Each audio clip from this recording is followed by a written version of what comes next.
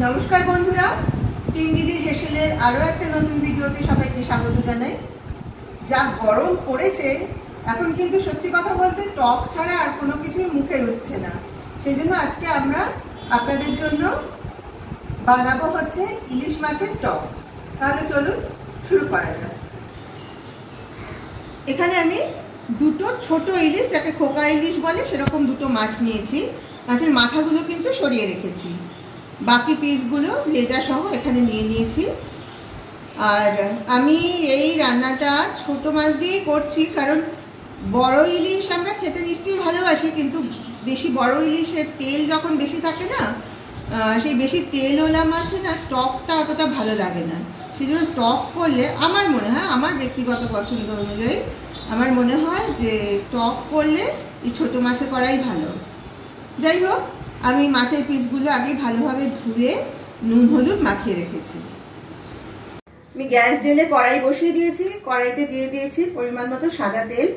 যদিও আমরা ইলিশ মাছের অন্য রান্নাগুলো সর্ষের তেলে করি, কিন্তু টক বানাবো যেহেতু এটা আমি সাদা তেলেই করছি। তেলটা কিন্তু অলরেডি গরম হয়ে গেছে, ধোঁয়া উঠছে। আমি এবার একে একে ইলিশ মাছের টুকরোগুলো তেলে দিয়ে মাছগুলো প্রথমে ভেজে নেব। তেলটা যেহেতু অনেক গরম হয়ে গেছে, আমি আঁচটা এখানে একটু কমিয়ে নিয়েছি।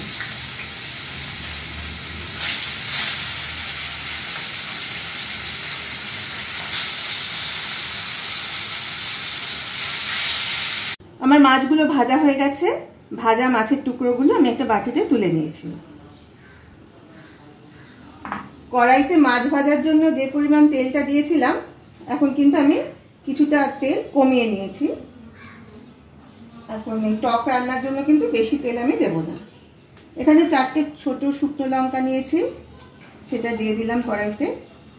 আর হাফ চামচ মতো কালো সর্ষে নিয়েছিলাম, সর্ষে আর শুকনো লঙ্কাটা ফোড়ন হিসেবে দিয়ে দিলাম। ফোড়নটা একটু নাড়াচাড়া করে নেব।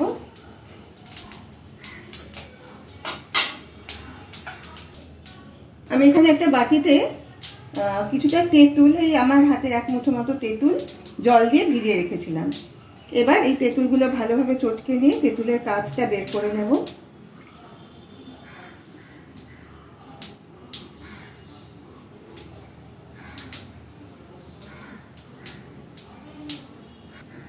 আমি তেঁতুলের কাঁচটা এবার কড়াইয়ের মধ্যে দিয়ে দিলাম। সামান্য জল দিয়ে প্রথমে এই বাটিটা ধুয়ে দিয়ে দিচ্ছি। আঁচটা কিন্তু এখন আমি কম করে রেখেছি। এবার এর মধ্যে দিয়ে দিচ্ছি ছোট চামচের 1 চামচ মতো নুন,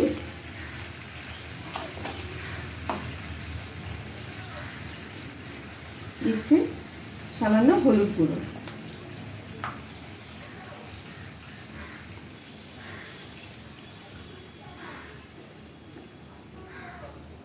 নেড়ে দিলাম।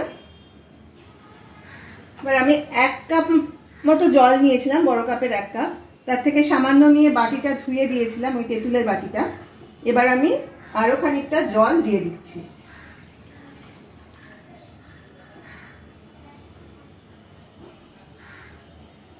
এই অবস্থায় আমি আঁচটা একটু বাড়িয়ে দিলাম।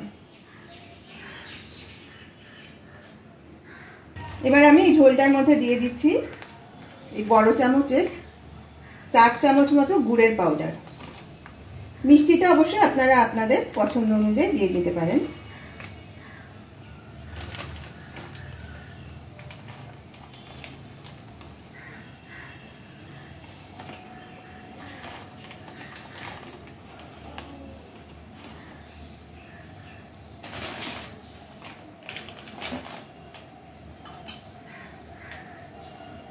একবার ঝোলটা ভালোভাবে নেড়ে দিচ্ছি। গুড়টা যেহেতু পাউডার দিয়েছি, কাজে এটা তো আর গলতে সময় লাগবে না। আবার ঝোলটা অলরেডি ফুটেও গেছে। আমি কিন্তু এবার মাছগুলো দিয়ে দিচ্ছি।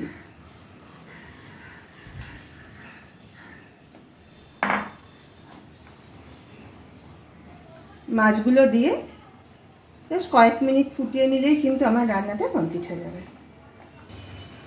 আমাদের ইলিশ মাছের টক কিন্তু রান্না প্রায় শেষ পর্যায়ে চলে এসেছে।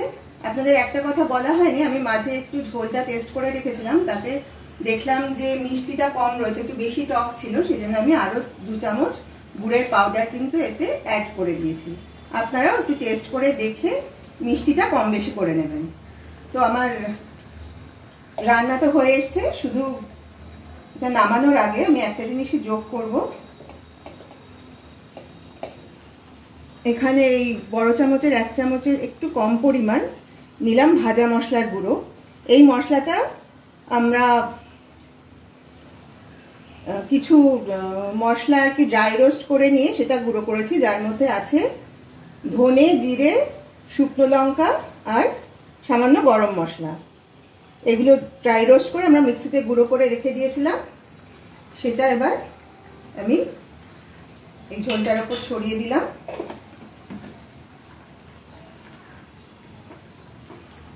একটু নেড়ে দিলাম। এবার গ্যাসটা অফ করে দেব।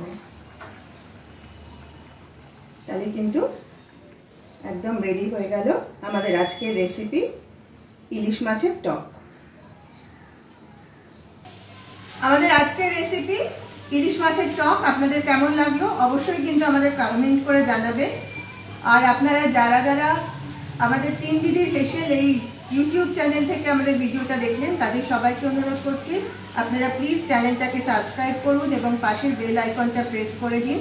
তাহলে কিন্তু আমরা যখনই কোনো নতুন ভিডিও এই চ্যানেলে আপলোড করব তার নোটিফিকেশান আপনারা পেয়ে যাবেন।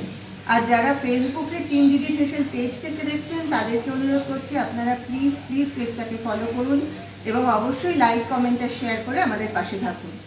আজ তাহলে এই পর্যন্তই। সবাই ভালো থাকবেন। আবার খুব শিগগির দেখা হবে একটা নতুন ভিডিওর সাথে। নমস্কার।